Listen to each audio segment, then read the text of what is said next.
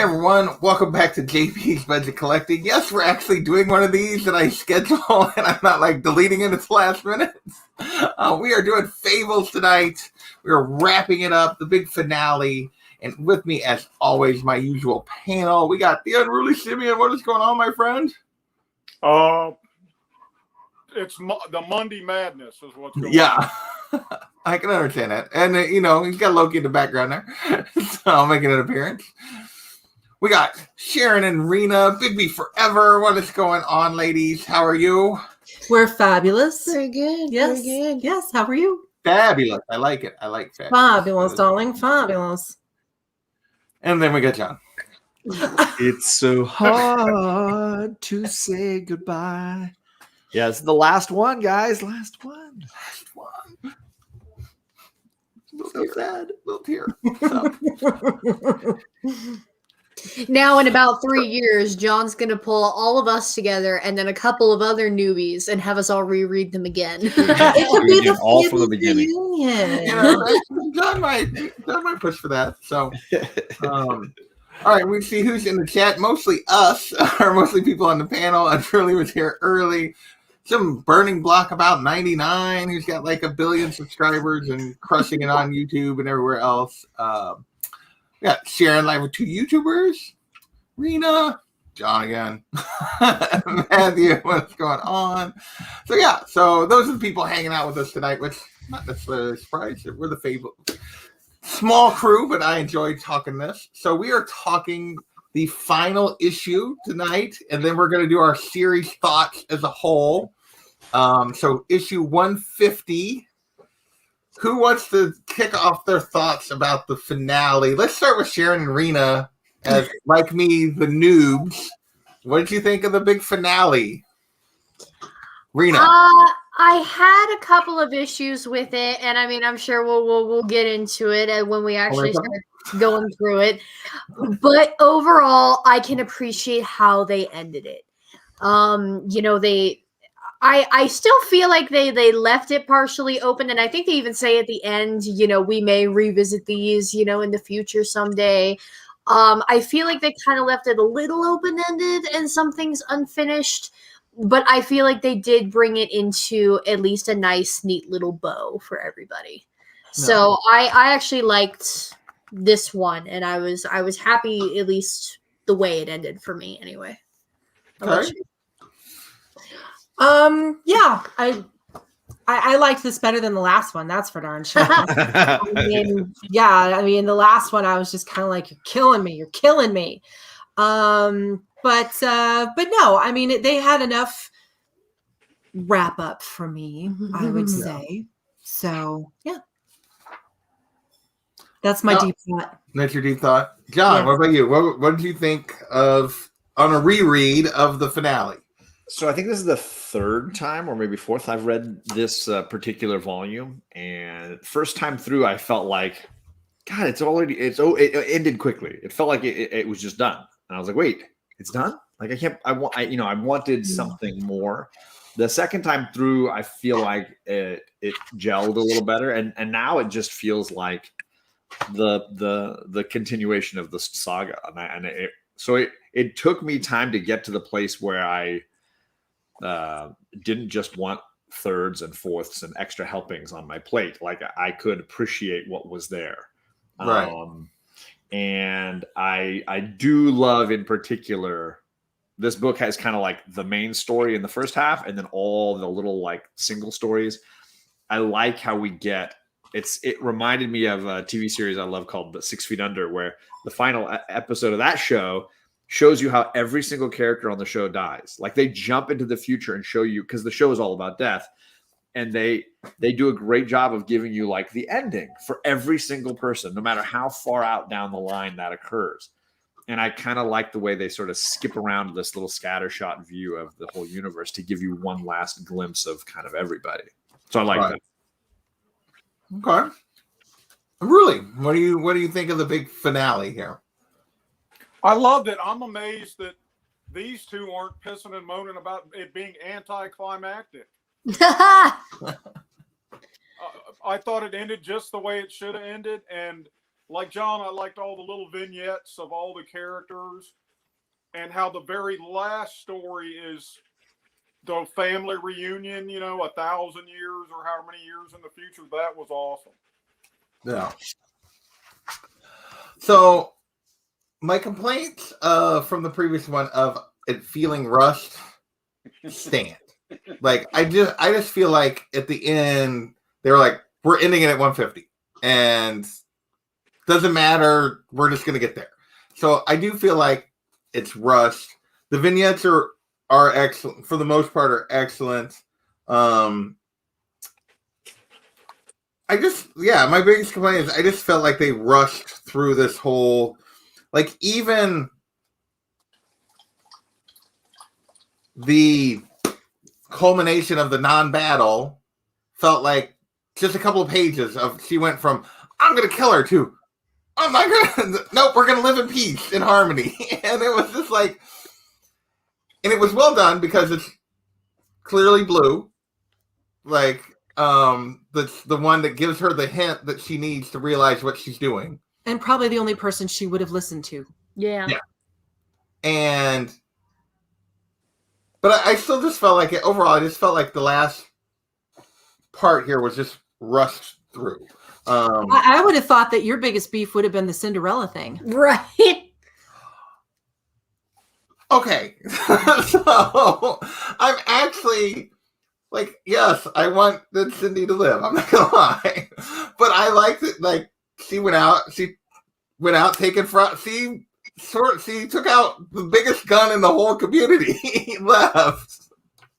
And yeah, like, I was okay with how she went out, although I still would have liked,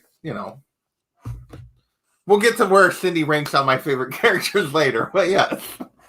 I would have liked more, but I actually thought that was a really, I will say, to me, the non-Snow Red stuff were the best parts of the finale. How they handled Brandish with Grimble getting his revenge and nobody really understanding what happened there, except for Snow potentially. I loved how they handled, like, I love the Cindy, like, Frau fight. And Really? I thought it was fun. You didn't like it? Go. All right. Are we gonna go? Let's go. Well, it was so pointless. Yeah, I think our biggest beef with that was that it was all for nothing. Because, like, you have two characters that have been, sorry, our cat's hitting the screen. Going ballistic over here, yeah. You have two characters who have survived the entire franchise, and I mean, Cindy has kind of always just kind of been the spy in the background, but Frau had her happily ever after. She found her true love. She retired. She left.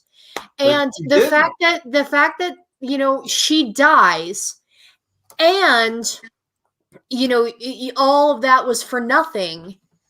It just kind of leaves you with a bitter taste in the mouth. I will say the one part of that I disliked is the fact that I don't think either one of them are, because we see Charming later again, like we see other last characters, it's probably neither one of them are actually dead because of the strength of their fables. And Frau herself talked about how she had died like multiple times, the oven and everything else. Like, so part of me kind of doubts that, but like, I do, to me, it's the one thing that makes, it's pointless because Rose and Snow ultimately don't fight. And really, they're the only casualties. But it also drives home just how reckless and selfish, to a certain degree, the two of them are being. Like, that they're pitting these other fables against each other, and, like, that there's consequences. Like, it's the only thing that shows consequences for Red's decision to pursue this. Like, it's really the only consequences that she gets or that anyone faces. So I sort of felt like it was necessary from that. Otherwise, what was the point of any of the last, like, part? To a certain degree, like, they build this up and then it's just over. And if there wasn't any consequences to what they did, then I would have been more disappointed in the way they wrapped it up. Yeah. I mean, for me, it was kind of like how they did with Mr. Dark, like how he was defeated once by getting put in gold, and then he came back to be defeated by North. I feel like it's almost they wanted to do the exact same thing with, Frau. She has her happily ever after first, and then it's like, however much time passes before she is killed by Cindy. It's almost like they were trying to give her two different endings and place them in two different spots, because ultimately she gets the memorial or that school built in her name, which I thought was kind of funny that Frau, gets a building in her honor, and like Cindy's never mentioned again. A building dedicated to teaching children, and Frau was like, her original story was she was trying to eat Hansel and Gretel. So, John and Unruly, you guys have been quiet during our discussion of the Cindy and Frau fight. What are your thoughts here? Start with Unruly. I was more upset that Frau died than Cindy, because exactly like Rena was saying, she's got her happy ever after. She should have just stayed out of it, but she didn't. But they didn't die for nothing. They died as a dramatic device so that we don't see this peace coming. And the recent debacle we've had in the Middle East, where we've wasted trillions of dollars, and how many American soldiers, none of them would tell you they died for nothing. If nothing else, they died for their friends. Yeah. You know what I'm saying? And that's never dying for nothing. But I loved it. I loved the battle. And could that battle have been prevented? Because Cindy's full of herself after centuries of being the stealthy badass, and Frau is full of herself after millennia of being the big bad witch. You know what I'm saying? Yeah. Once you set those two at each other, I don't know that Rose running up going, time out, there's no need for this. I don't know that either of them would have backed down. Yeah. For me, it's like the yin and yang to my favorite character. I'm a big Flycatcher fan, and the pacifism story arc that he's kind of had all along. This concept of winning through not playing. Right? He's the only one that can play that card. Right? Cindy and Frau would never stand back and let things play out. They are going to get their hands involved and get dirty. And I love that the two most aggressive characters face down, and they are perfectly suited for one another in all the wrong ways. And I love that combination of the two of them.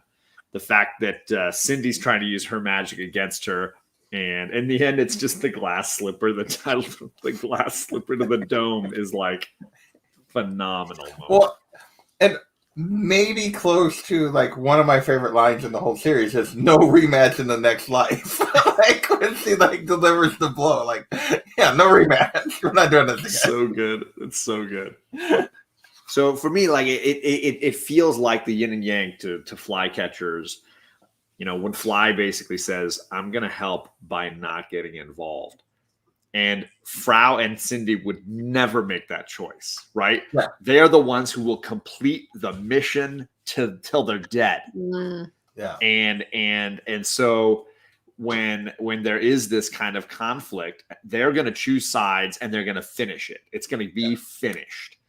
Yeah. And so they have to do they make the opposite decision, which is just to go the whole bore. And I think it was it was perfectly in keeping with their characters. Agreed. Like, to me, yeah, they're ultimately they have the same option that Fly does. They could say, I'm staying out of the family squabble. Like, all I can do is bring more death and destruction here. Right. And they're both like, nope, I'm in. And it's like, even when Cindy finds out who it is Snow wants her to go after, and like she curses, but yet you can see like, oh, a challenge. It's kind of like she's gonna complain about that she's got to take out Frau, but yet you could tell that she was up for the challenge. So And I just thought it was well played out the way that like the whole part of it and her like narrating the battle, that sometimes there's nothing, like they're standing there talking and yet their magic is like going, and it's not this big knockout brawl like you saw with Mr. Dark, or it's, you know, it's just this very subtle. I just thought it was really well played out, even if maybe unnecessary ultimately because of what happened. But I think once again, I agree with John. Once they were set on that path, there was that wasn't going to not happen. So, any other thoughts on that particular part of the story? Anybody wants to put in there? So let's go back to Mr. Brandish. Since his Grimble, and so we see the whole, where we left off is he'd killed Lancelot, and now Ambrose is going to fight him to keep him there. And ultimately, he realizes Ambrose isn't going to kill him, so he's like, I'm out of here. Like, isn't even really trying because it's just not in him. So what did you guys think about that whole, like, the way they dealt with Brandish here? But ultimately, Snow got her revenge because her and Cindy are the ones that set Grimble on the path to find this place. Yeah. I really love how he goes out. I mean this artwork alone is so good. Oh, yeah. You know, it's just so good.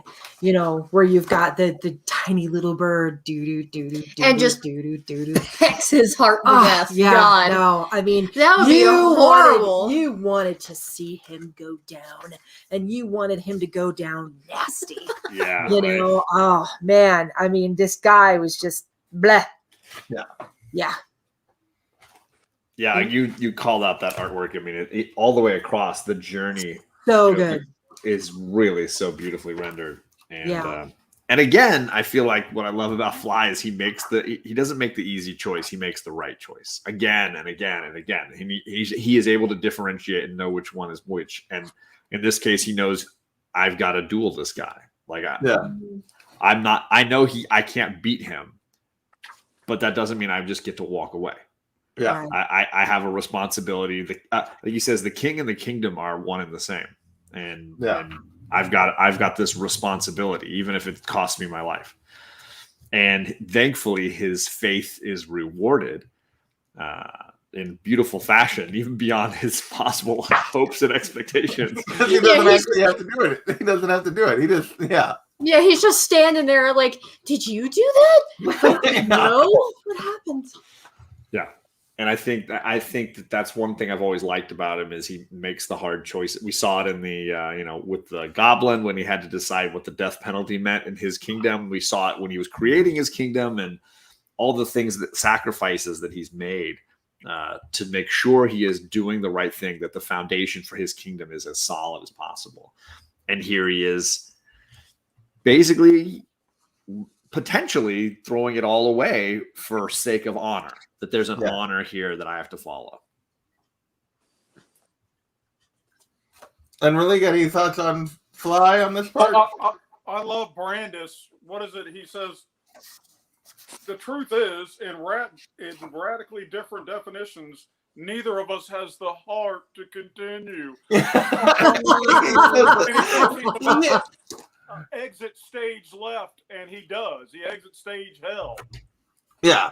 I mean, he's literally, well, we'll get into this later, but like he is so just sleazy and like in every possible way.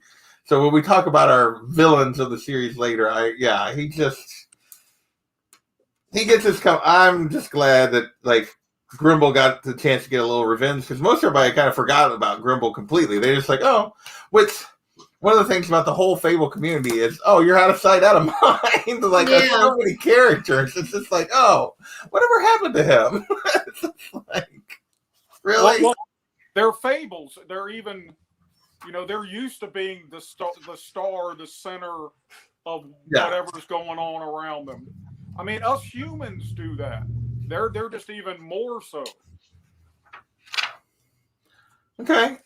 Anything else on Brandish before we close the book on him? Good riddance. Good Right. riddance. So We should talk about what comes right after the Brandish fight, though. what comes after With Red? with Oh, Rose. so yeah, Red and Hope. Uh-huh. Yeah. Mm-hmm. So what did you guys think of that? She's Go ahead, such Rena. a jerk. God, just unfortunately the dislike for Rose steadily grows. Continues. Yeah, like Yes. I mean, Which is really ironic. I know, considering- I know. You'll see why Yes, later, but uh-huh. just she spoilers, people, if you haven't read this, but she eats Hope. Like what? Nom, nom, nom, nom. Yeah, like if that isn't one of the most random things they've ever done, like I mean, I understand that she's like, you know, asserting her dominance and showing how powerful she's become, but why? Like that's my Well, only I mean, question. she's- Well, you do That's see her later. like basically. She's captured her because you see her later, and she's Right. basically like Yeah. magically put her in chains. So she's not like really eating her. It's more of a magical, yeah. So In order weird, to try to though. control It's so weird. her. Yeah. I like that whole setup because it's really making you believe. Look at how far around the bend and power hungry Rose is. Yes. Yeah. This is Yes. going to be some epic showdown. Yeah, I mean, it's clear Rose is all in on being the Red Queen and being like full on, you know, she's bought the prophecy hook, line, and sinker. Yes. You know, she's going to be the sister with the power. She's, Yep. yeah, she's full on at this point. There's no, I mean, when that happens, you're like, there's no going back at this point, you don't think. Mm-hmm. And then after that, we kind of see. So after she does that, we get the wrap up of the Cindian, but then we kind of see the armies form. Yeah. And we see, you know, And we see Winter, Rose how unleash Winter's all like, these monsters that she's been capturing. And we also see, like, I think it was slightly before that. We see Winter has gathered her army for Mom. I love how like some of the kids, I mean, like obviously Therese is like physically immensely older, but I love how just some of the kids are like way beyond their years at this point. You got Winter just behind the scenes orchestrating everything. Like Or Mommy, I got you an Connor, army. or John, you're on mute.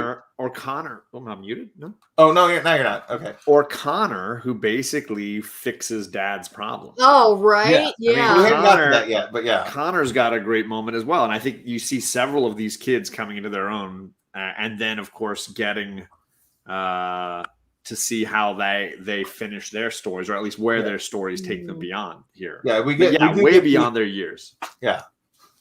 And we haven't got to like some of the vignettes. There's some of those I definitely want to discuss. But yeah, so we see Connor like Snow's trying to stop him, but Bigby's like full on gonna destroy his own family, and then Connor like, you're not the biggest monster anymore.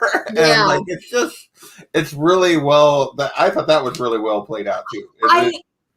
I kind of wish that they had given us like one scene with Connor earlier because, you know, because like, what's her name? Blossom and Connor are kind of like the two cubs that you don't really get to see that much. And I mean, obviously they all get their own spotlights in the end, but just up until this point, Connor and Blossom haven't been in any of the focus.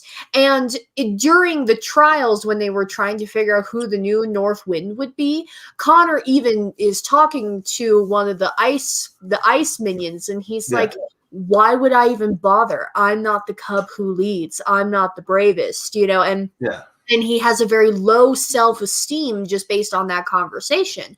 But then all of a sudden, he's the one to step up, and he's the one, you know, who takes on Bigby, who is, you know, has a reputation of being one of the fiercest fables there are. You know, I would have wanted to see just some snippet in there somewhere of Connor, like, practicing, or like a line that he says that kind of indicates that he knows more or can do more than he's letting on for this huge reveal, because I feel like they hadn't focused on him until that point. Yeah. I mean, other than the couple things of showing that he felt like he was always going to be in Dare's shadow and everything else, but you're also getting, this is the first moment when Dare's not there to be the big brother, to be the leader, that Connor steps up, and then we see in his vignette at the end that he becomes this legendary. He's the legendary hero or whatever that goes through the thing, and the swashbuckling comes in. Well, there's like, I forget how many. There's and you. Well, I don't. I could. I don't have time. I don't like you. Yeah.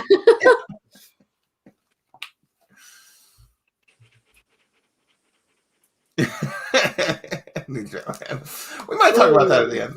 I need to get you that. I'm going to get you that for your birthday. So, anybody got anything else on the Connor stopping Bigby at the beginning here before we get kind of to the wrap up of this? And we can go into the vignettes and then our series wrap up. So, so all this leads to we're getting ready to get the big showdown. The two armies are camped out. They're gonna fight, and Rose decides to take a walk. Well, let's go to. We didn't really discuss the Ambrose thing. Snow sends Briar Rose to recruit Ambrose to her side, and John talked about it earlier that he's the one that stays out. But we get the image again. We've seen it once before of him if he were to march and create the army, and he makes a comment about that they'd both be forgotten, that he would, if he went down that path, he potentially never comes back. So I just love the evil evil King Ambrose. Right, yeah, which is ultimately what he's afraid of. Of course. It's definitely, so he stays home. Anybody got any additions there? I know we kind of talked about him already, but I think it's I'm always happy to talk about. I feel like it's hard to make pacifism entertaining, right? Yeah. It's not cinematic. It's not exciting. It's an emotional internal journey, and versus violence or whatever. That stuff is very easy to make cinematic. And I think what I've loved about his story in this is they consistently find exciting ways to visually and sort of thematically represent pacifism. And I brought up that I think it's Heartbreak Ridge. No, I can't remember the name of the movie now. The Mel Gibson film about the pacifist soldier who won the Medal of Honor in World War II. Yeah. Another really cinematic way to present pacifism. Right. And I think it's rare and also empowering to really look at those stories, because it's easy to make revenge stories and everybody kills. Mel Gibson's done plenty of those kind of movies. Yeah. But to tell a story such as this, where you get a character choosing peace and the cost that has on them, is powerful. Yeah. Well, couldn't a counter argument be made? And I'm just spitballing here. He's ultimately being selfish because he doesn't want to become that guy. You know what I'm saying? But I'm totally on board with you, John. It's violence is just so easy to portray, and it's so accepted in our society. It sells. I mean, we got a little lizard stuck in our head, man. But to see, I love him seeing what could become, and surely there's power and glory in that, And he's like, no thanks. That's not who I want to be. Right. And so you can't overemphasize enough how awesome that is. No. I mean, it is, I think, definitely a selfish choice on his part, but it doesn't make it a wrong choice, or because he's trying to be this ideal. He's trying to be the good prince, the good king, and it's hard. It's hard to make those choices, but he's standing for what these are his friends. He cares about these people, and he's still making the choice he knows is right for him, even if it means sort of leaving them to their fate.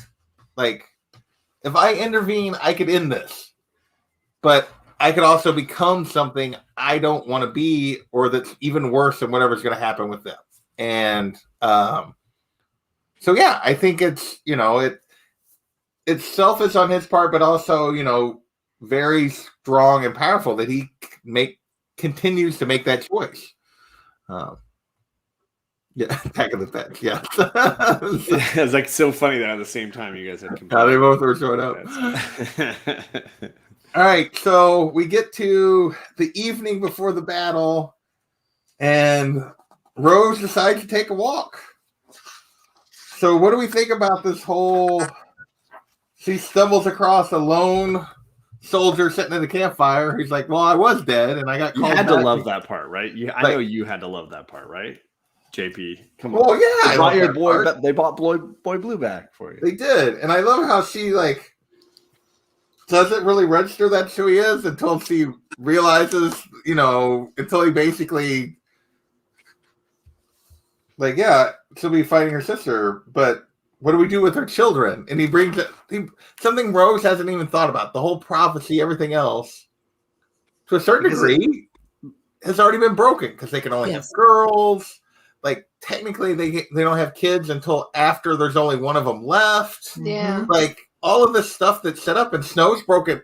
Snow and Bigby have broken all of that. Yes. Yeah. And, it takes her, when he talks about the boys, and she's like, wait, and and her face, where she's like, oh my, I'm an idiot. I'm an idiot. Yeah, I'm an idiot look. Which, again, for me, lays all of this at the feet of another character that I really love, underrated, which is Lake, and the story of Bigby getting his fate, which he swapped, and then allowed him to then break their curse because he wasn't the one meant for Snow, and that fate allowed him to branch that in a different direction. Yeah. So I know Lake has her little story later on, but I just like that this ties into that in some way. Yeah. I mean, obviously his fate, which was the fate that he chose to tide the Snow, altered sort of everything. Yeah. And yeah. Well, and the scene that really stood out to me, which made me realize how powerful Rose had become, was when she whips up her army. It's all those horrible things the Emperor had boxed up. Yeah. And we saw how powerful and bad just one of them was. Yeah. I think there's no doubt it would have been a horrible battle and there would have been much destruction. Rose would have won. Yeah, probably. Well, definitely. I mean, in addition to Winter had assembled a pretty good army, but Rose had control of Bigby as well. Exactly. She could basically, which is one of the god of monsters. They talk about that he's basically the god of monsters. One of Snow's biggest guns. Rose had control of. Yeah. And so, I think Rose is going to win. Now, you never the only real question to me was whether Snow managed to take her out as well. Because just because of Snow, you hate you kind of can't doubt Snow as Cindy talked about, or the one have you been paying attention? Or the cat, I guess. What's the cat's name? I forget now, but as my cat just was I'm going to just keep marching back and forth. Yes, I know. I've been gone for a couple days, so you want attention. Yes. Here. Come, sit here. Squawk at me. Silly thing. So, but I thought it was a really effective use of blue. He's there, but he's not sort of like there's no real like lasting. Like as soon as Rose disbands, he gets to go back to where he was. I did think that was well done. That like it just takes somebody to point out that she's been so narrowly focused that she's kind of forgotten the big picture, and ultimately it leads to the little surrender scene. So what do you think? What did you guys think of the resolution here of Rose basically, I surrender, let's just go our separate ways. What did you guys think of it? Loved Rena. it. Worked for me perfectly. Yeah. Yeah. Yeah, I mean, I know we said that, you know, there was like some things that they had done in preparation that was kind of unnecessary Right. because of the result of this, but ultimately this is what needed to happen. Yeah. You know, I mean, because even though they're not 100% fine, they're fine enough to reach, you know, a civil decision in the end. It would have been miserable if they had gone to war and there would have been more Yeah. death. I really would not have been happy with that ultimately. So Yeah. I really was grateful for Blue, and I was grateful for this scene. And, you know, when she gives Bigby the ring, I thought that was very poignant, you Yeah. know, where she's basically like, you know what, I've been wrong. And, you know, about dang time she understands that she's been a putz. Yeah. I mean, they both have. I mean, I think they're both blinded by intense frustration. They're both blinded by this family curse or whatever. I think they're both, Snow and Rose are both horribly blinded, and it's driving them to view things very narrowly and not see things from a broader perspective. And I think Snow is kind of drug into it, though. I think Red led the march. initiative, She yeah. was like, this is how it's going to be. And I think Snow was very, very reluctant to be like, okay, Well, you know. Snow didn't want to deal with it. She was trying to figure out Bigby. Like, Yeah. Yeah. it was just kind of like her and sister, Brandish. and Yeah. Brandish, and like Snow's ultimately was like, okay, if Rose wants to fight, I'm gonna. And I think part of it went back to the fact that Snow is always sort of always been the one ahead. She's like, fine, I'll kick your Yeah. ass. It's fine. You Well, know? it was her daughter who put the army together. Well, She's yeah, the one who and put well, the yeah. army she together. completely So unprepared. she Well, was kind of shoved into it. Yeah. You know? But as much as that's true, I feel like Snow also played the Game of Thrones here really well. Yeah. She removed Brandish and Frau Totenkinder, and that was like her big play. Like she put the pieces in motion to make sure Brandish and Frau could be eliminated from the board. Yeah. And those were the things for her that were the obstacles, that were the problems that she needed to eliminate. So I don't know that she was like, oh, I don't really want to do this. She was like, I'm all in. Here are my pieces, and I'm going to take these things out that I need. And then we'll worry about the rest. Yeah. Chips fall where they may. Because she said basically the same to her sister. Like, you're responsible for him, and I'm blaming you for everything that he does. And, you know, I can't be around you if you're going to stand with this guy. Yeah.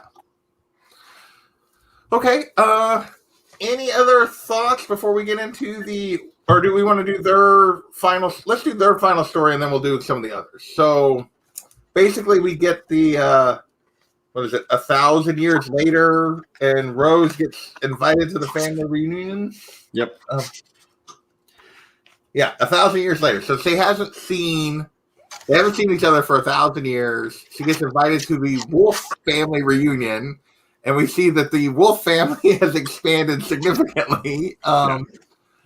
Yeah, let me see if I can. So I'm going to get my one complaint about this out of the way. Yeah. And let me make one of you big. Hold up, Brina. Yeah. Just kind of have to do a pan shot. Yeah, right. Yeah, we get all the kids that are still alive, plus we get like a bunch of other grandchildren and etc. In that shot. And my one complaint, I'm going to get my one complaint out about this, is that Rose doesn't actually get a final story. We don't have any idea what's going on with her other than she shows up to the family reunion.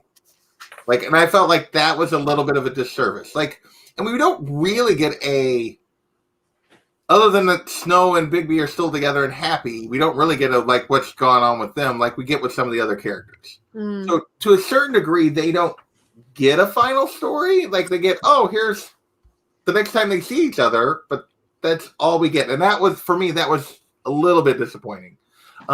It was like, I liked the scene. I thought it worked really well. Like, especially how nervous they both are about seeing each other after all this time.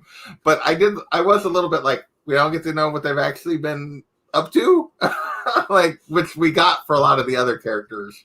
So it's pretty much a minor complaint, like, but it was the one thing I was like, really? We're not going to get a final Rose story, a final Snow story, which I guess just leaves the door open to come back at some point or whatever. But so what did you guys think of the family reunion? Go ahead, Rita. You got a smirk on your face. Yeah, I loved the family reunion. I mean, you know us. We loved everything to do with, Bigby and I love the Cubs. So, I mean, just kind of seeing, the huge panel where you can see each of the 6 remaining Cubs kind of dotted around, and you just got like family members, and there's like some gossip, and there's also like some stuff that like they're catching you up on after all this time. It was just kind of cool seeing them all grown up and knowing that they had kids of their own, and it was just this huge family tree. It was just I'm a family tree nut. Like if you look at the Isle genealogy, like it's ridiculous. So I enjoyed that whole thing a lot. Nice. Unruly, what'd you think? My favorite part was Ghost in his armored body, in his robot body. I really liked that. Oh yeah. I really think the girls made out like bandits. They all became powerful beings that control their own worlds, Right. And then the guys kind of got shortchanged. I don't know that they got shortchanged. Ghost certainly didn't.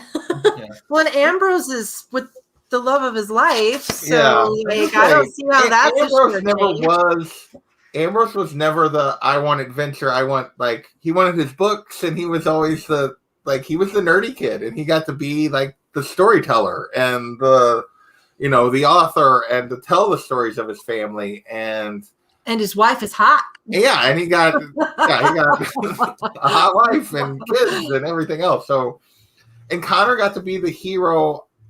I think he always assumed Dare was going to be, and he didn't. The only one that got shortchanged was Dare. Oh, that panel. Can we just hop over to Dare's panel? God, this panel just pissed me off so bad. Like, you know, they could have left it off with Dare and Bigby having their moments. Yes. And they could have left it there. Yes. Yeah. Because why would they do that?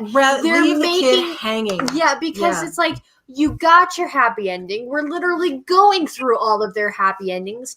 And then you have Dare, who is literally in the eternity of suffering because his only existence is based upon our screen time with him. Like, that is so dumb. Yeah, why didn't he go? Like, we talked about, like, Blue went on. Why didn't he go on? I don't know. Yeah, that was weird to me. That was definitely a weird one that I was going to mention.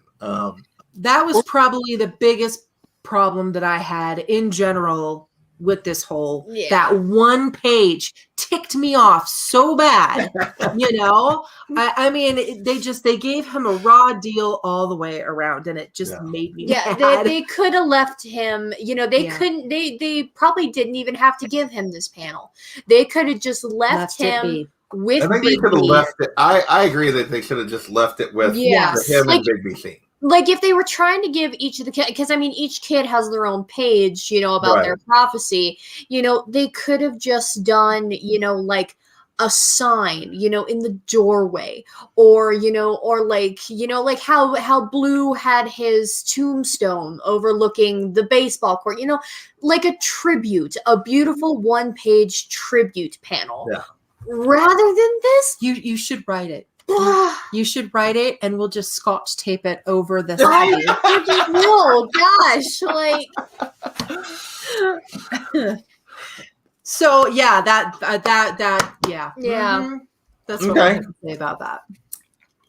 You guys, anybody have any other comments on the Dare page before I let John talk about the family reunion? All right, John, what did you think of the family reunion? I loved it. I think it's I love the gatefold or whatever the fact that it's like a That was double cool. spread wolf page. statue. That was cool. Yeah. I like it on the outside when you see the giant statue and it's like a castle now, but then it like you fold open and you're like, what? And you're just it's such a wonderful explosion of character.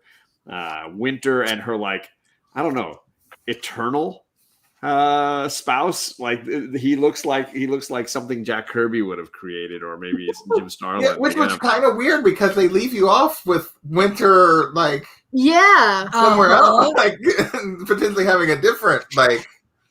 So She's flexible. But that might have happened. Well, it's because That might have happened after the family reunion.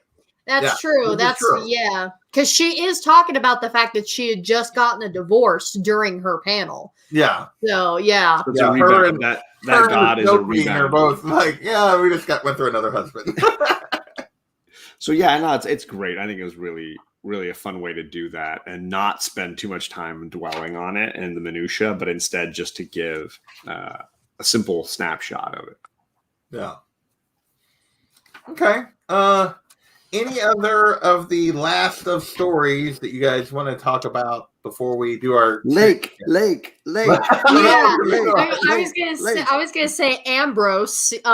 Just like any of the scenes with Ambrose and Lake. Like I love the fact that he's friends with Santa after all this time. Like he was the only one of the Cubs. Like I mean, apart from Winter later, but it's like he was the only Cub to meet Santa, and now after like years later. He can still share, like conversation with him every Christmas and Eve. Winter was more kind of bossing him around. Yeah, It's not like whereas- they were friends. Whereas like Ambrose and Ambrose him is are like- our friends. Yes, Yeah, yeah. I just thought that was truly brilliant on their So- part. Yeah, but they're friends, and we get to see like the outcome of what Lake was doing, like on this like adventure, and she's trying to get fates for her children. I don't know the artist Gene Ha, who does the Last Lake story, but of course Neil Adams does basically the finale. If you didn't notice, Neil Adams does the Santa Claus story, and I love the dichotomy of the art because the Lake story is this like fantasy kind of story where it's it very much feels like dragons and sorcerers kind of thing, and then the others it's like this quaint family Christmas story, and I think it's a wonderful two-parter. They spend almost more time on that than anything else in these last stories. Yeah, that's what I appreciate. And I think it's just a beautiful look at what a mom will do for her kids. Like that's ultimately what it is. Like she sacrifices her possible life to ensure her children have a future that is of their choosing, but also one that she feels like at least guarantees them some modicum of happiness. And she cashes in all of her chips. It's the continuation of that moment when we see her open the door and see little Ambrose and then go into a drunken stupor for like a trade and a half, right? Yeah. She saw her fate and her future and couldn't come to terms with all that it would mean for her. And here's what it means for her. Yeah. Right.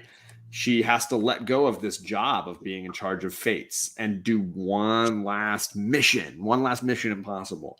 Yeah. I thought it was beautiful. And yeah, she's one of my favorite characters. So. Okay. So how many kids took the deal? They bet four.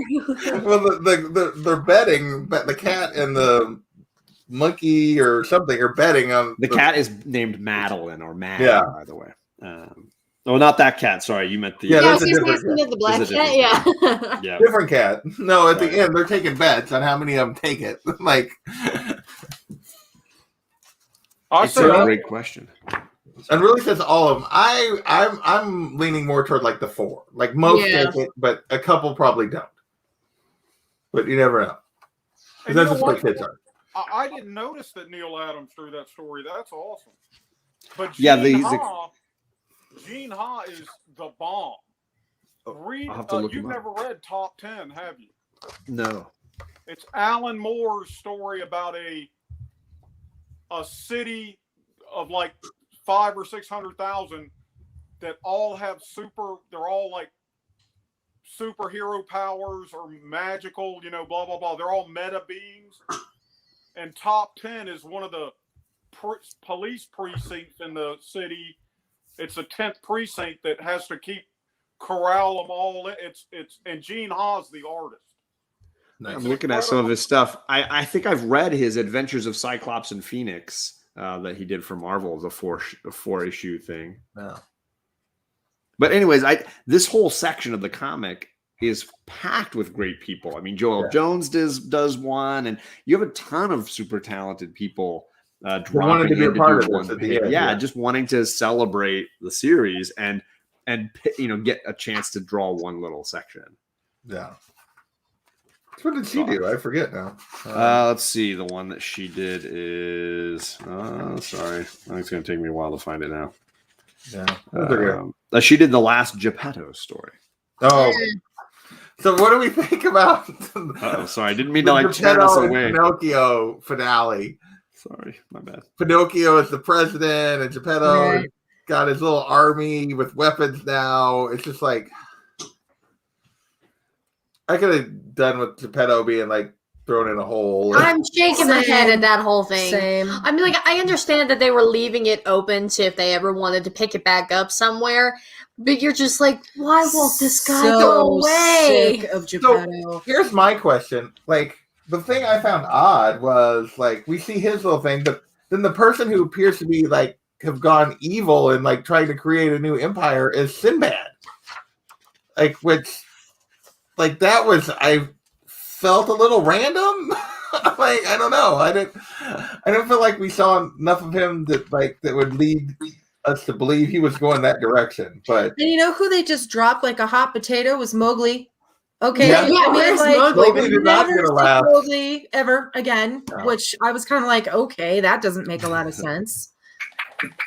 The Dodsons came in and did the last Ghost story, by the way.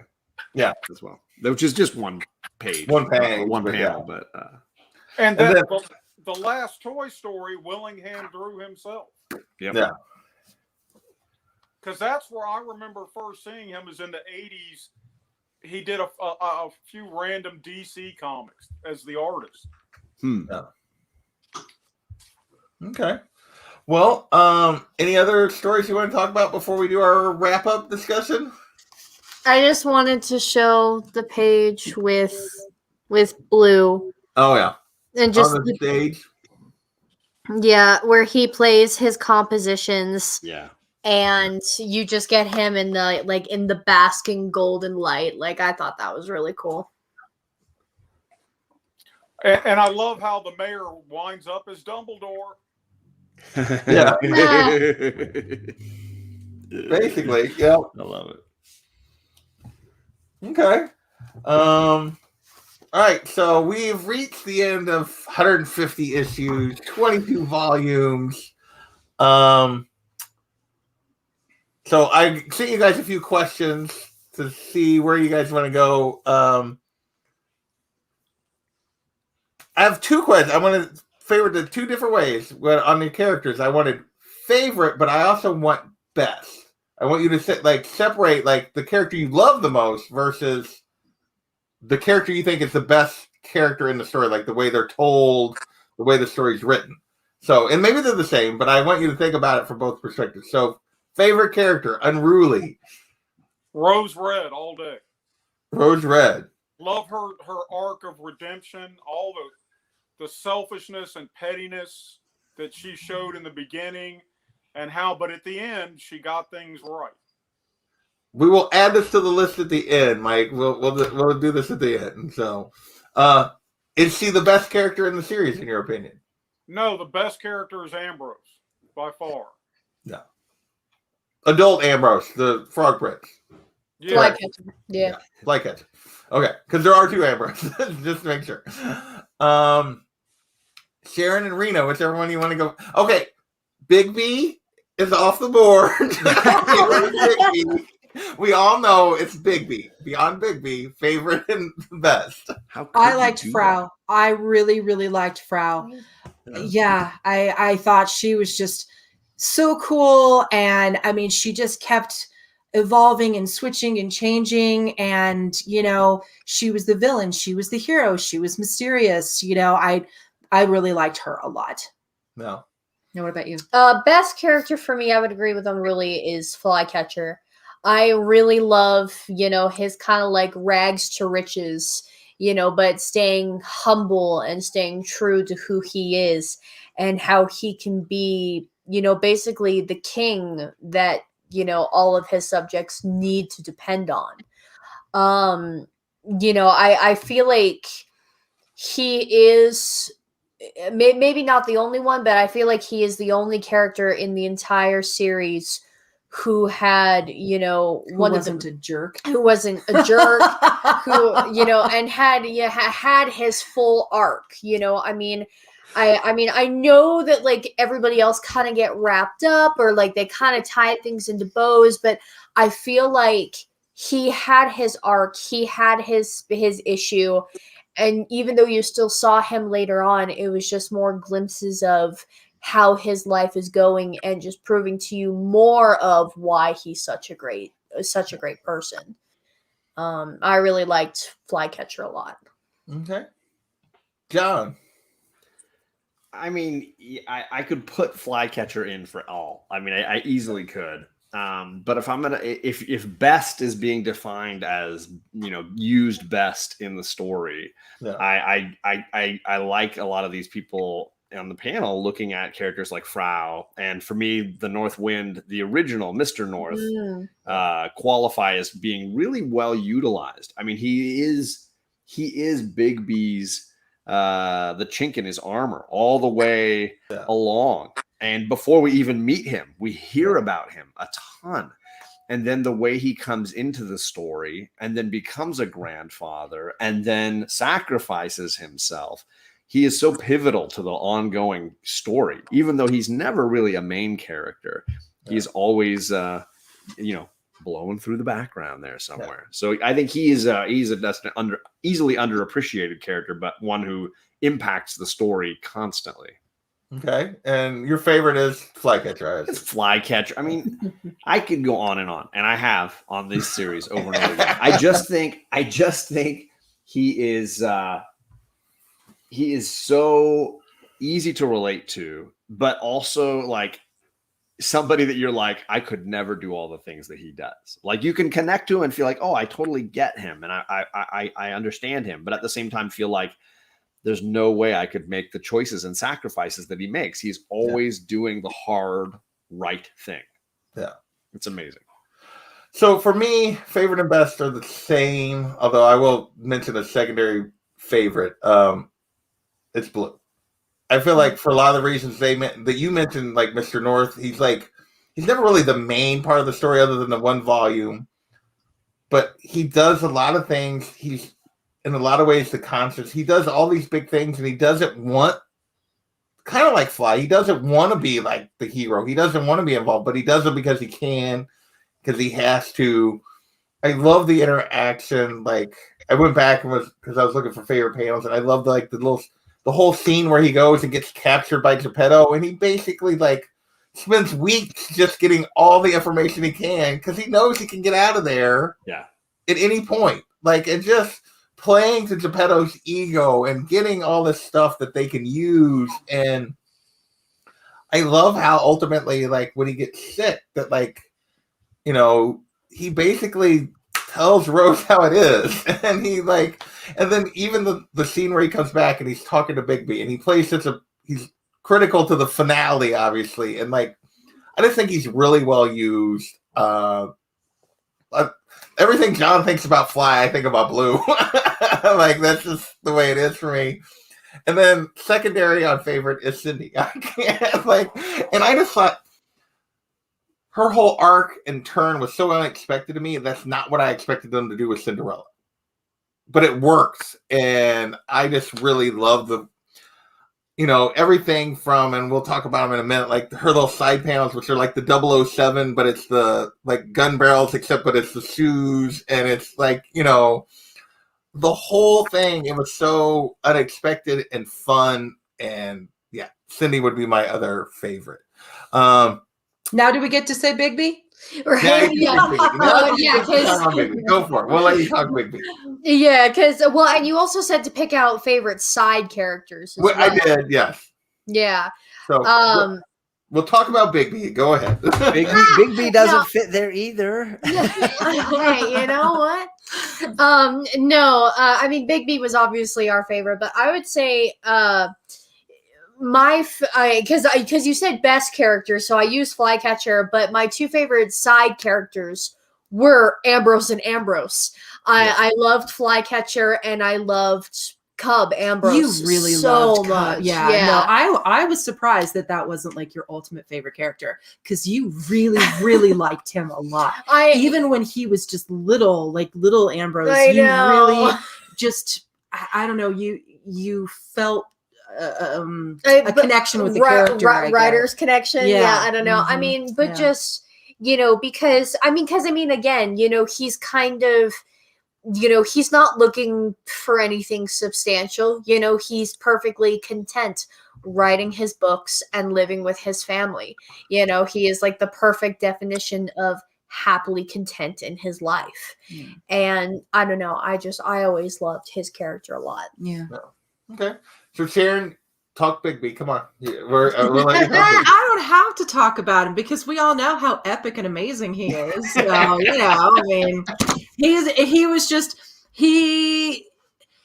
the hero that he didn't really want to be. I mean, because he was the villain and he was the bad guy. Yeah, talk about biggest redemption arc. And then love redeemed him, and then he saved a bunch of people, and I don't know. He was awesome. He was cool. And I mean, hello, I love wolves. Wolves, yeah. I think you'll find a theme when we get to art. I think we might find a theme there. Might find a theme? Okay. Yeah. So you're right. I did say side character. So side character for me was going to be Cindy. So I just mentioned her as my secondary. So John, favorite side character, is it still just Fly? Lake. It's Lake. Really? I'm surprised you didn't say Buffkin.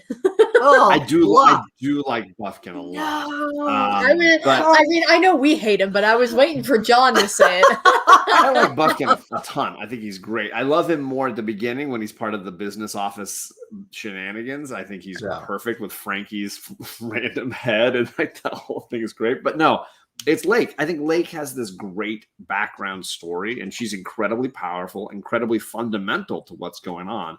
But there's something about that moment when the door opens and Ambrose is like, "Mom's pooping," and Lake is just like, "Oh my God." I can't handle. And then she just goes on a bender for 1.5 trade paperbacks. It's phenomenal, and I really do love that you get a ton of her personality from somebody who really doesn't actually do things directly to impact the story. You get a ton of her character, both from the perspective of the original Camelot story and the role she played there, and the regrets that she has of what happened there, and as a mom and what she wants to be for her children. I think that she's a really phenomenal side character. Nice. Unruly side character. Would be all the farm fables. I loved them all. I loved Stinky and his little number one acolyte of Boy Blue arc, and I loved Clara and the 3 blind mice, and pigs and the 3 bears. I loved all the farm fables. Nice. So, any other side characters you guys want to mention? Bigby forever down there. No, I'm pretty good. No, I'm perfectly content with Ambrose. Okay. So, best villain or worst villain, however you want to put it. For me, it's Brandis. Because there's nobody on the page that I despised more than that character. That character, every time he spoke, I wanted to punch him in the mouth. Like, so, I mean, it doesn't, like, he's kind of a minor villain compared to some of the others, but he, just everything about him made my skin crawl. I could not stand that guy. So that was for me. Unruly. Wow, he really evoked a powerful response in you, which is really good writing. The type of really good writing. So yeah, he revoked, and I've met and know men like that, and like that use women that way, and they're punch him in the mouth. If you ever do, be sure to catch it on film so we could all watch. Right? Yeah. I'm past that age, unless it were specifically to happen. No. JP's not the hold my beer, watch this. He's the hold my phone. I got to record this. Unruly. You're Geppetto, and for personal reasons like you, Geppetto is just. There is not a shred of doubt in his heart of hearts that his way is the right way. And not only that, the only way things should be. And we've all met that asshole. We've all worked with them. And those are the people, the hell with punching in the mouth. I want to catch about 8 rattlesnakes, cut off their rattles, and stick them in their mailbox. All right, Rena and Sharon. Favorite villain or worst favorite villain? I love Dark. I loved his whole story. I just thought he was creepy, and hands down for me, even my favorite part of all of Fables was his story arc. I just thought he was sensationally evil and creepy, and the crunching of the teeth, num num num, makes me so sick. I loved it. How about you? I, on the other hand, I don't have a favorite villain. I kind of more enjoyed all of the disputes that were going on amongst the Fables themselves. You know, it was kind of more of, like the enemy of power struggle or the enemy of fear, not in Mr. Dark's sense. Smarty party. I mean, like, I liked aspects of, obviously the 2 main villains, Geppetto and Dark. I like the behind the scenes thing with Geppetto, where it's the last character you would expect, running everything behind the scenes. Like, I like that. But after he gets defeated and after they integrate him into Fabletown, God, he's just annoying. I cannot stand him. Yeah. And then I think that ruins him for me as well. Like, right. Yeah. And then with Mr. Dark, I would agree that he was, he was a fascinating character, but I feel like he oohed me out too much to fully appreciate all that. Yeah. So, but yeah, because I had to sit there and I had to think about it for a while, and I was like, it's cold. Yeah, so we have that we're sharing because we're a couple babies. Yeah. So yeah. But I had to think about it because you even think of Miss Spaulding or whatever her name was, and how she was briefly a villain. I was interested in her arc, but then they snuff her out just like that. Yeah. And then you have Brandish, who's kind of there for a while, and he progresses the story along to lead into the big Snow versus Rose finale, but I just didn't really care. So just thinking about it, I more enjoyed just when there were conflicts amongst the Fables themselves. Like Bigby not being able to go to the farm to see his kids for the first time, and just them kind of like issue 2, the animal farm, where it was a struggle of power. Just like little things like that, I kind of enjoyed more than any substance villain. Okay, nice. Oh, thank you, Cade. You brought me my own banky. He's so nice. Is that what you need to put your arms in it? All right, John. Dark was the scariest one to me. Yeah, the first time I read it, he was the one I was like, "Oh shit, how are they going to get out of this?" Yeah.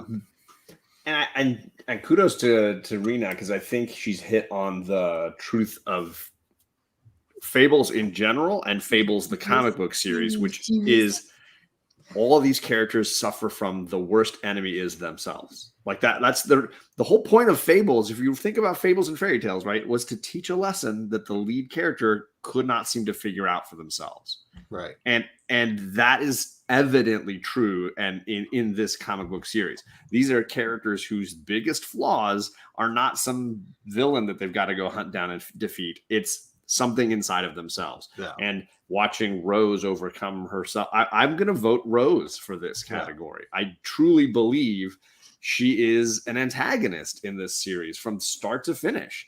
Yeah. And is a wonderful antagonist. I mean, that's the very first trade and the very last trade. She's making everybody's lives a living, you know what? And she is a wonderful antagonist because she is so unaware of herself. She is so unaware of what she's doing and the impact that she's having, and driven completely by her wants and desires.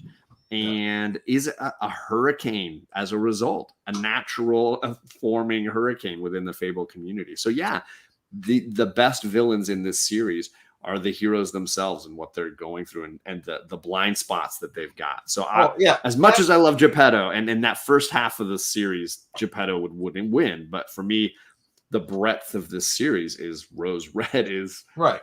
Rose is truly the main villain of the whole series. Like, I mean, well, or the main antagonist, I should say. I don't know that she's truly villain. I like that. Yeah. Unruly Simeon cannot agree nor endorse that. All right. Favorite arc and or best. Same thing goes that we did with the characters. So favorite arc / best. I'll let John start this time because I made him wait till last. So last time. I mean, Frog Prince is my favorite arc. The Good Prince? Yeah, the Good Prince is just... It's so... it's everything. It is all that I wanted from this series. And taking a small character that you're like, well, he's unimportant. He's just this random little... And forcing him to efface himself and go through and sacrifice, and it's epic. It is everything I wanted from this series. So it is easily my favorite. It's also the best. Like, I'm sorry, like everybody else is entertaining, and as much as I love like Storybook Love and some, it's the best one. Like it is perfectly sort of laid out. There's all sorts of little problems along the way. It doesn't go the way you think it's going to go. And yeah, I love that they bring back Shere Khan and Bluebeard, but then they just destroy them right off the bat because they're really just symbols of what Ambrose is trying to create. So top to bottom, Frog Prince all the way. What's up, Steven Spock? Okay, Sharon and Rena. You may have a different answer than that. Well, I mean, obviously, Big B for me. I mean, Big B all day, every day. But which arc, though? Which Big B arc is the best? Well, you know, from Fabulous Love to Fabulous Love, arc finished. There we go. So the whole thing, just Big B's arc. Okay. Well, I mean, you know, he does some pretty awful things, and Snow sticks with him and loves him, even when he's eating people and killing fellow Fables and just being horrible, and goes after her children. She still really loves him. So I really like that. But I also really, really liked the whole dark part. I just thought it was fascinating watching him, you know, come into power, watching him take over Fabletown, watching him build that big castle, and just how ooby and creepy he was. I really, really, that hands down was my favorite part of all of Fables, which I know is really weird, but what can I say? I'm just a strange person. So. Okay. We did partially agree, though. I was going to say the Big B and Snow arc, you know, because like, and it's literally just them throughout the entire run. Because if you think about it, it starts with them and it finishes with them. Yeah. Because at the end of the first issue, where it was kind of the introductory detective, you know, Big B even says to her, like, what if you and I were to ever get together? And she's like, not a chance, Bigby. But then you see over the course of, the next few issues, to the very, even when it comes down to the war between Rose and Snow, it is because that, Snow had her kids with Bigby and has this life with Bigby that ultimately broke their sister's curse. And then, I mean, they are the final panel of just them and their family and them living together. I mean, they were the consistent thread, slowly building all the way until the very end. Aren't we just a couple romantic slobs? I know. Absolutely. Yeah. And you know what? We did not discuss any of this before. No. So some of your answers have been really surprising.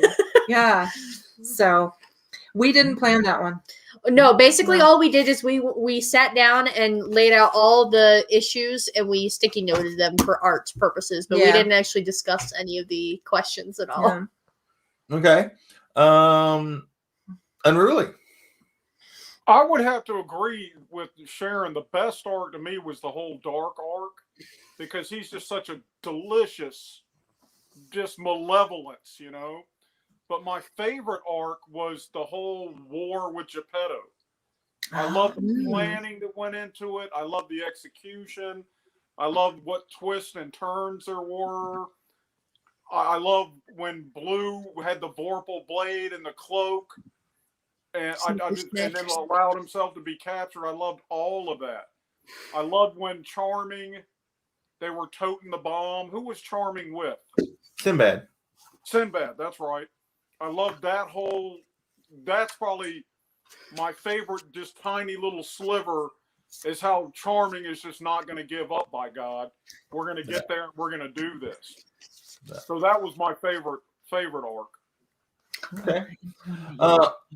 Favorite for me is the Homelands, which is the Blue arc, like where he goes back and like the whole thing with him and Geppetto and his adventure, because he's so unassuming, and then yet he is like a badass, even though he's just like very, and he doesn't want to be, but he just is. Circumstances have pushed him to this point, and like I just love that whole arc. It's my favorite, but this is gonna hurt. The best arc is the Good Prince. I have to agree with John that that's the best arc. Oh, that hurt. That hurt. Okay, let's move on.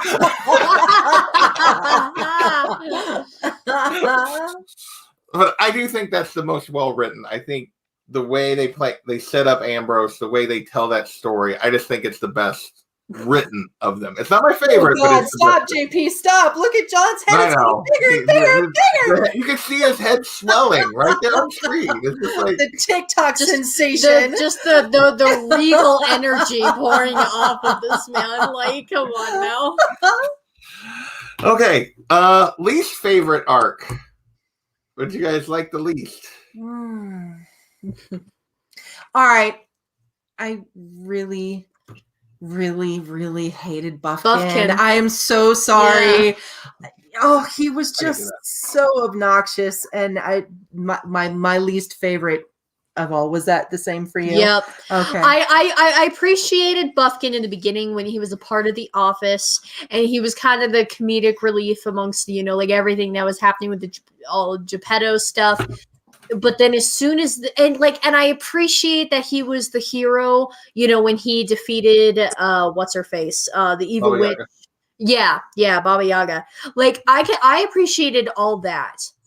Where I really lost interest with Buffkin is when he climbed the tree and went into Oz. So boring. And created the band uprising and then ran off with Lily and just like his whole point was to go find the Fables and bring them back to the office again so that they could be reconnected.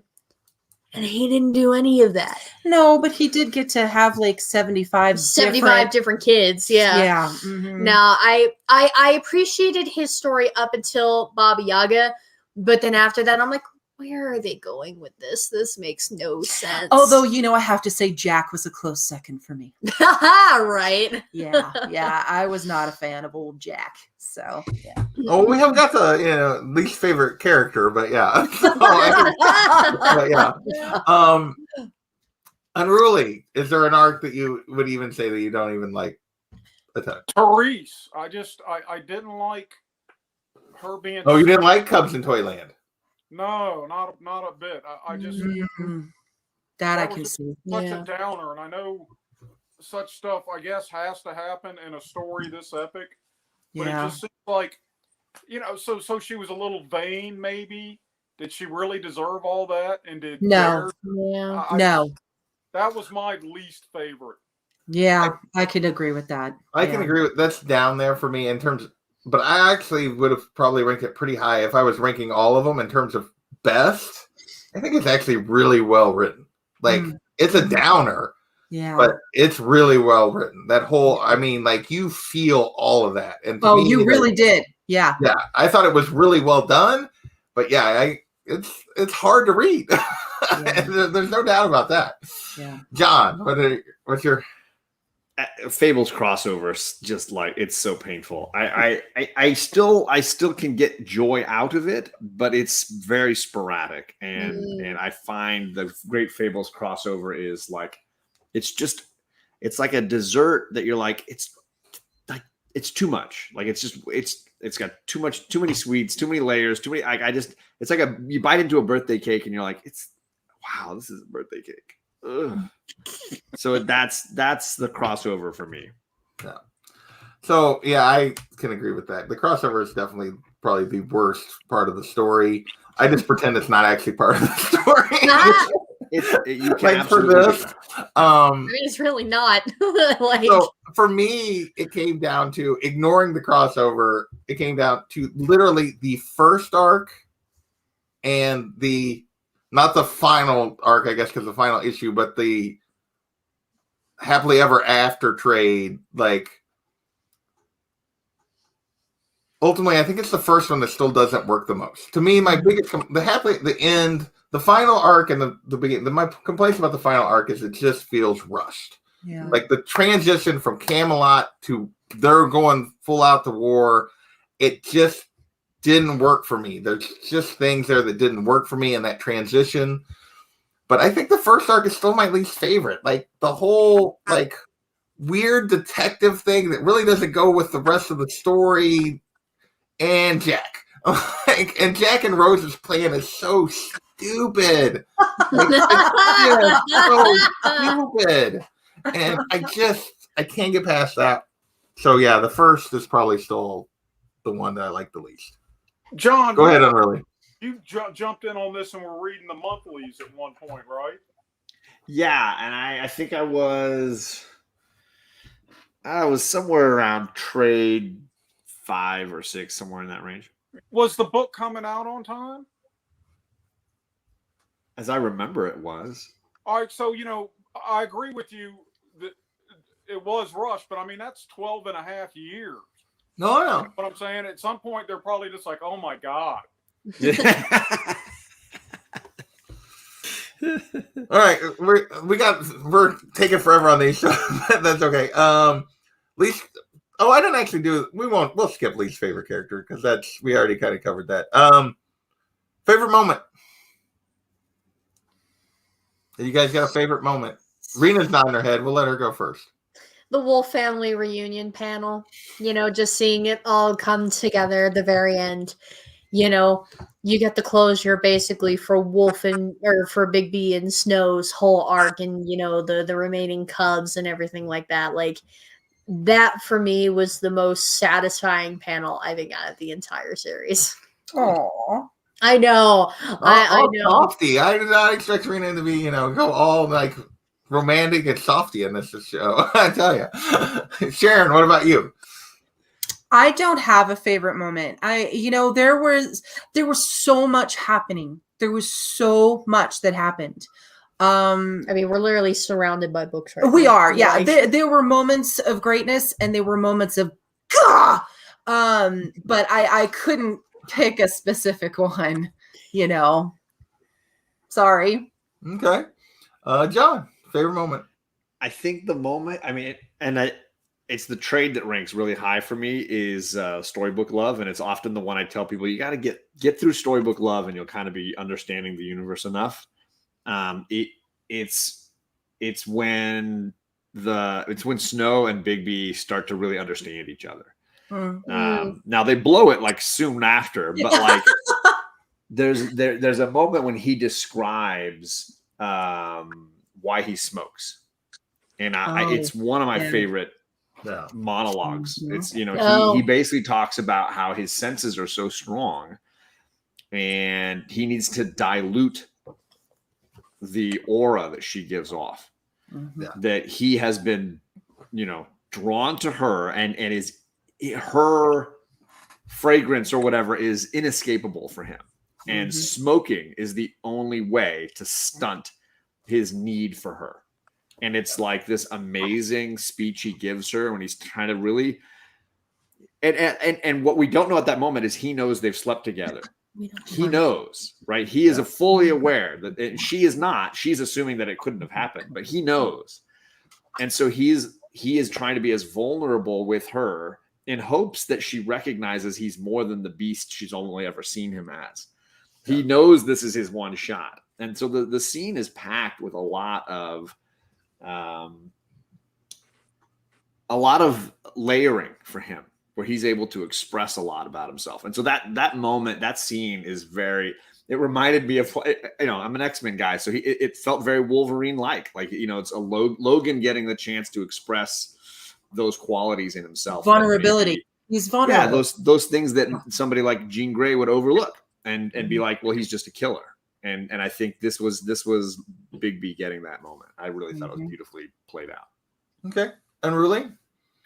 Seriously, my favorite moments were any of the epic sword fights, the duels that took place. Charming and Bluebeard, that was awesome. When Galahad and Brandish went at it, that was excellent. But my favorite was Snow thinking she beat him fair and square in a duel, beat Brandish, and thought she had killed him, even though that didn't end well for Bigby. That was still an epic fight scene. I'm a sucker for a good sword fight. Okay, nice. For me, there's a couple that came to mind. One is, and I talked about it a little bit, is the whole, like, the end of the Blue Geppetto thing, where, like, Blue realizes Red was never his Red. Like, and, like, he's just devastated. And Geppetto's, like, leaving him. It's like, well, I've completed our deal. I'm going to go get the headman or whatever, like, to execute him. And Blue's like, well, guess it's time to go. And he just, like, gets the cloak and he's like, and he's out. Like, I love that whole twist there. Like, he goes from just devastated to back to business. Like, I just love that moment. And then there's a bunch of, like, Bigby stuff you could do. The one I really like that really sets him up is when he comes back after Mowgli goes and gets him, and they're like, do you want us to tell Snow something before he's going to go on his mission? He's like, if I don't make it, I don't want her to know. And if I do, I'll tell her myself. And I just, those two, like, it's very much him. Those two moments for those two characters, I really, really enjoyed. All right. Favorite cover.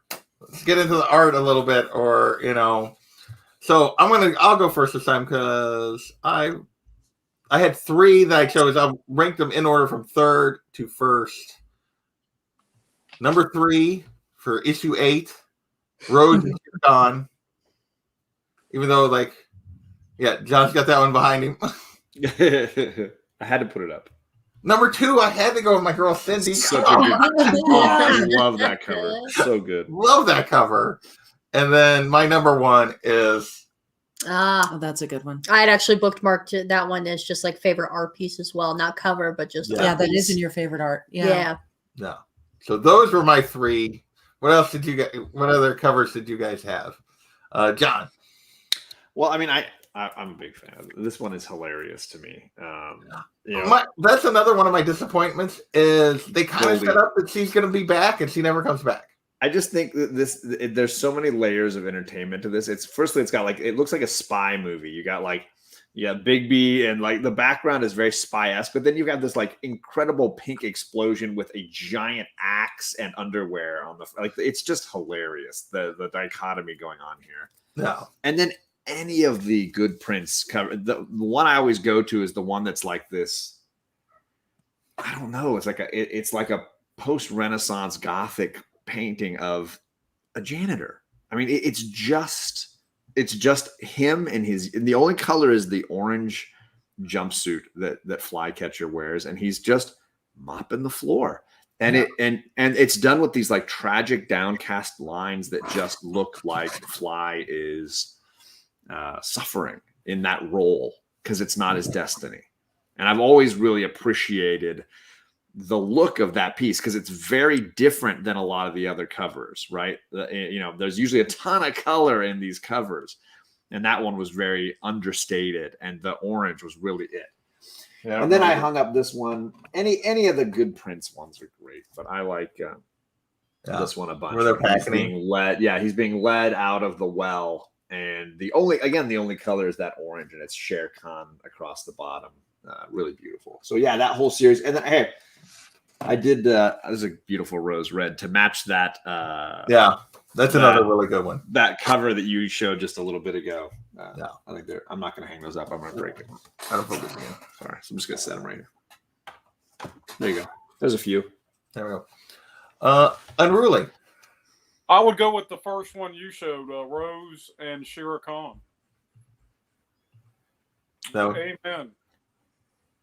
I would love to have the art to that. Oh my God. Oh my God, yeah. Oh wow, yeah. Sharon and Rena. I have two. I really liked this one with Dark. Go figure. That's a really good one. That one was in my potentials. And I mean, it's just gorgeous. That was definitely in my top 5. And then I really, of course, Bigby. Oh yeah.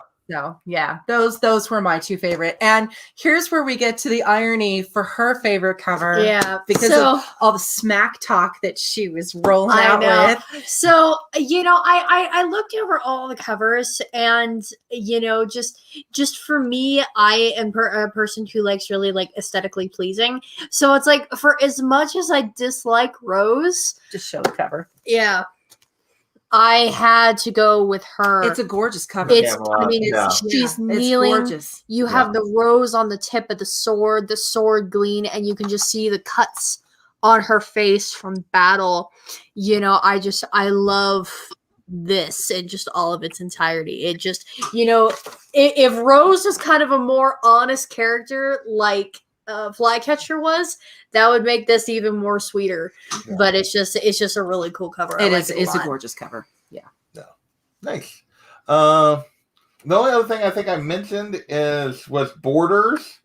For borders me, and art. Yeah, borders and art. For me, I just love the too. Simplicity of the Cindy, the shoes, like the 007 with her black and white dress, which she's on the mission to get Pinocchio. Another one of my favorite moments is when she like kills all the guys in the room to like save Pinocchio, and he's like, "What is happening?" It's just like. But that one, and then I forgot to download it, but like the image. But since I got the Good Prince, I love the frog. Like as you're going through like the Good Prince story, like just the frog changes some during it, and it's just like the frog is another one. I just think it's really well done. Anybody else with? Let me grab one, so I'll go last. Let me grab. Okay. One. Yeah, I actually have one. Yeah. Oh, but just the image? Yeah. My favorite image, and remember, hang on, I'm sorry, y'all. No, you're good. No, it's good. The potential that Ambrose sees in himself, and there's a great panel when he's discussing it earlier, and I don't have that with me, and it's very much the same. Remember where he's talking about, well, I could have the power. Yes. And it's another great image of him corrupted. And those really stood out to me. No, it's a fantastic piece of art for sure. Yeah. And there's one more cover I really liked. It was Oh, I found the one, John. I'll show it in a second. But yeah, go ahead. when Bigby was reminiscing about his days in World War II. There's a great Doughboy cover of Bigby. Yeah. And I think it's like 55. It's somewhere in there. Yeah. Nice. So I'm gonna, before we go to Rena, I'm gonna show. I did find John's cover finally here, like the one with the the plot that he was talking about, the janitor one. Yeah. So it's just, I mean, it looks like an old style. It does. Painting, and it looks like something Rembrandt would have done. You know, the janitor. Yeah. So, Rena, what else you got there? I picked the same one you did with Wolf and Big. Yeah. Oh, and for other art. Yeah. Yeah. No, we're doing borders right now, sweetie. Well, You can do just whatever art you want to do. Oh, Yeah. okay. I always liked. I know again, but I like the roses on the side for when it was rose red. Like Yeah. as much as I disliked rose, I like the rose borders. I don't think you dislike Rose. I really hate rose. Which means that she was well written. That's a great panel. Yeah, Oh, where when the burning. the house blows up. Yeah, that's amazing. Yeah. That is a really good panel. And then just because I'm a total sap, the wedding where they're Yeah. finally together. Yep. Nice. Yeah. And I think that was pretty much it. I think the only other thing was, I don't even remember where it was. Just Bigby looking cool.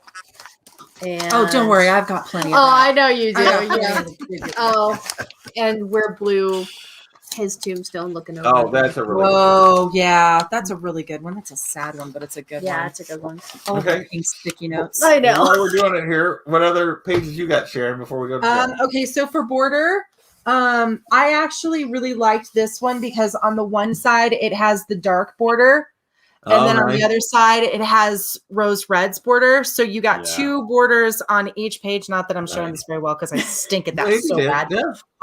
But I just The contrast. again dark. I loved everything about him. And then as far as art, this was one of my all-time favorites. Where Yes. Oh, yeah. yeah, I loved that so much. I thought the colors were cool. I thought the free flow was cool. How it's not, how in it's just boxes. oh, it's so good. I really love that. And then everything else is pretty much Bigby. Like, hello, he's so cool. I mean, he's just such a badass. And then here's another shot of him where he's like, yeah, no, you're not going to behave that way. I was just like, God, Yeah. you're just so cool. I think you have one marked in here as well. Yeah, this was another one of yours where they end up Oh, yeah. kissing at the bottom. Yeah. Yeah. And I actually missed this one as a cover. I really liked that cover too. I thought Oh, that the was Santa really cover? cool. Yeah. Just that really beautiful art. And I think that was Yeah, I think that's there it. was one more, but it was in the back of one, and it was a black and white sketch of Bigby and Snow kissing, and I don't know where it ended up. So come back to us and I'll find. Oh no, here is this it? No, it's not. Okay. I'll find it and come back to it. All right, John, what you got? Yeah, I mean, you mentioned the Good Prince and how great the side panels are and all the frog stuff. But for me, there's this Hansel and Prince Charming one Oh, yeah. that's kind of fun where Hansel is upside down and with Prince Charming with swords crossed. The creepy Candy, the candy house, Yeah. Frau on the page with Frau being Frau. And then this Geppetto and the adversary one is like, that's freaking cool. So I just love when it informs the page that you're looking at. And I feel like again and again, whether it's, something that's going on with Sinbad or what have you, like there's the side paneling adds a ton to what's going on. So yeah, this one, I think they really nailed all the side panels through The Good Prince. Nice. Okay. Well, I don't think, was there anything else I gave you guys on the list? Interior art, were we doing that? Oh, well, they were already doing the interior art. So, Yeah. yeah, that was the other one Sharon wanted to show. There you go. Kissy, kissy. Yeah. I know. Shut up. Yeah, John, if you got some interior art you want to show or unruly, I mean, I truly did fall in love with Storybook Love. Was the thing that like made me want to keep reading this. So it was all through this. So whether it was like her getting to ride on, yeah, that's a great panel, right? Or the sorry, and then her. This is that scene that I was talking about where he's kind of confessing a little bit. And see, and I sent my first 5 trades to Glitter, so we didn't have any of those. Well, because she's never read them, and I really wanted to share them with her. So, yeah. And one of my favorite sequences is this one where it ends with him saying, "I'm just going to do a little bit of the old huff and puff," and then it cuts to like this. I love the circular paneling going on here. Yeah. You have Snow saying, "Bigby, where are you? What's going on?" And the wind is blowing like crazy. And then the splash page with her cursing, "What the?" Just I was going getting annihilated by the storm. This book has several of those panel sequences that I absolutely adore. So yeah, this one probably has most of the individual panels. Okay. And really, do you have any other art you wanted to show real quick? I'm good. I wish I was at home. All right, so I think we've covered all of it. This is as we discussed, the big finale. So I got a little bit of a surprise for you guys before we get off of here that I want to share that I just found out about. So Universal is making a Fables land. So no, we know this is coming, right?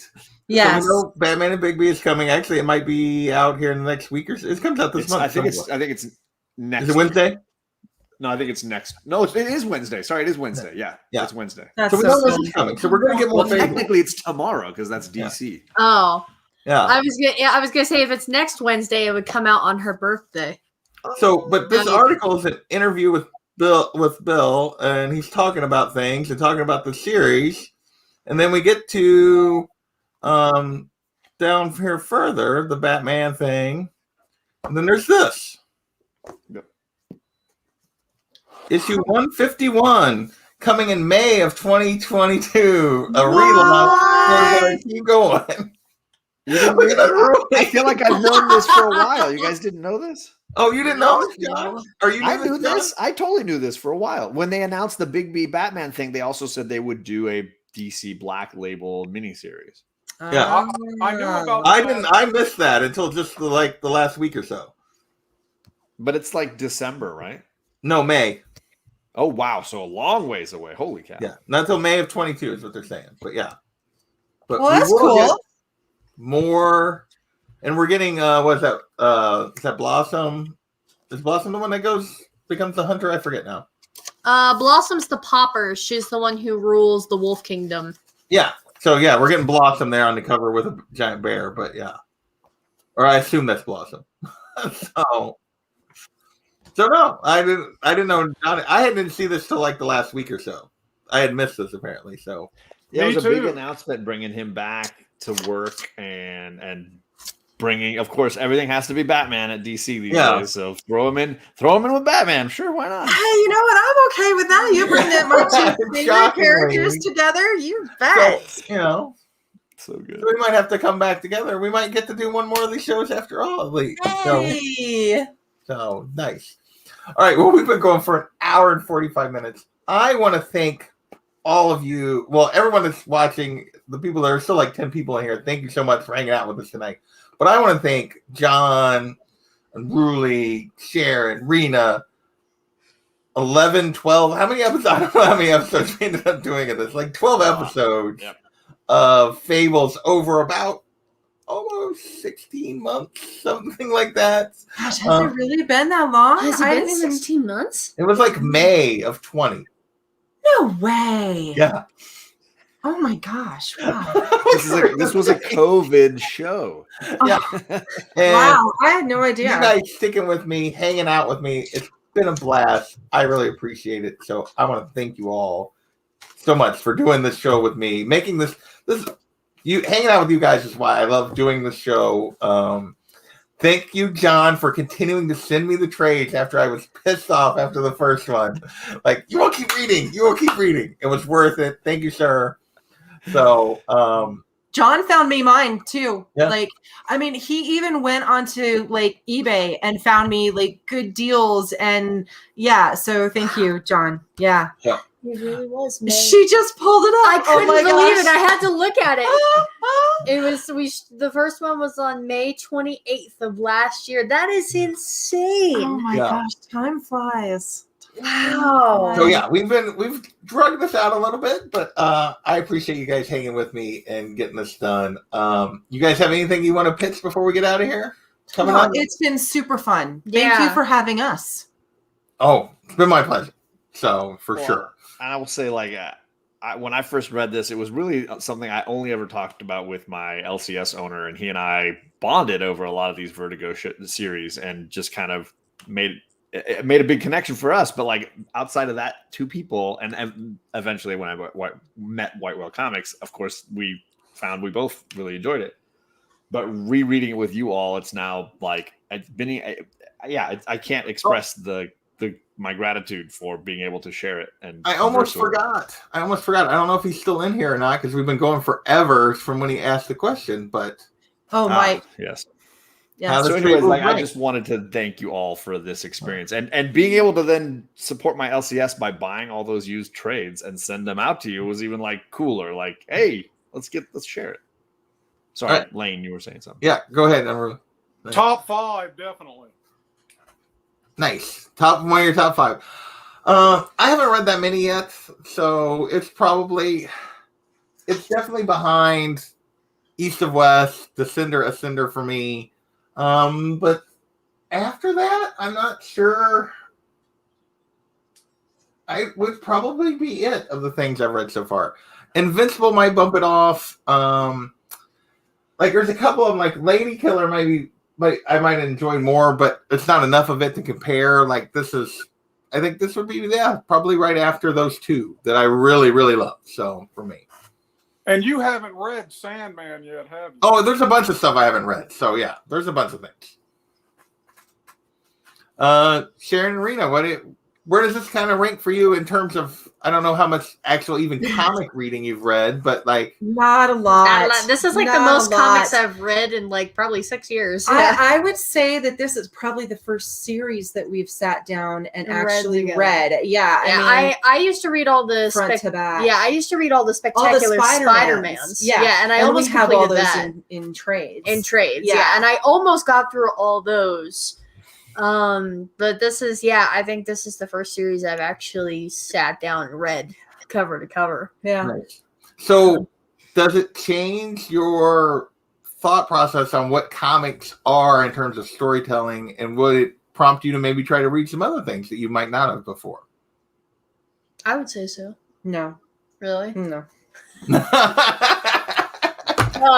I say it changed it for me, when at least when I thought of comics, I always thought of, the good versus evil, and like the struggle of triumphant, and like, being a writer, I know there's like different arcs and twists and turns that, you could take to make a story more dramatic.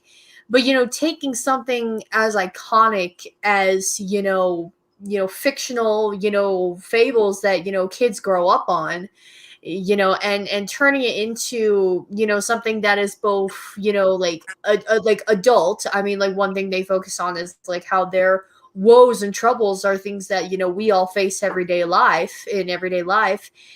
But it also has that element of magic and mystery to it that kind of keeps you hooked into the fact that it is still all fake. Well, I want a giant wolf in my everyday life. Right? I mean, we got robbed, man.